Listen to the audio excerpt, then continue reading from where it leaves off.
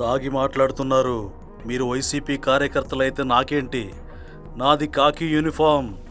ఎక్స్ట్రాలు చేస్తే కాల్చి పడేస్తా ఏమనుకుంటున్నారు అంటూ Pulivendula DSP Murali Naik mass warning ఇచ్చారు. పులివెందుల జెడ్పీటీసీ ఎన్నికల సందర్భంగా పార్టీ కార్యాలయాన్ని ఖాళీ చేయాలంటూ వైసీపీ కార్యకర్తలను డీఐజీ కోయ ప్రవీణ్ ఆదేశించారు.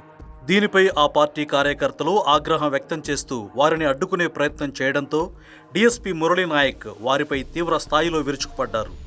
దాదాపు 30 సంవత్సరాల తర్వాత పులివెందుల జెడ్పీటీసీ ఎన్నికల్లో తమ ఓటు హక్కును వినియోగించుకుంటున్నామని స్థానికులు ఆనందం వ్యక్తం చేశారు.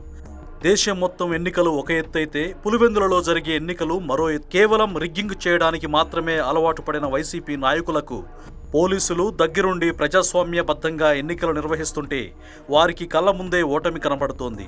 ఎందుకంటే ఎంపీ అవినాష్ రెడ్డి కూడా తమకు జరగాల్సిన నష్టం జరిగిపోయిందని వ్యాఖ్యానించారు.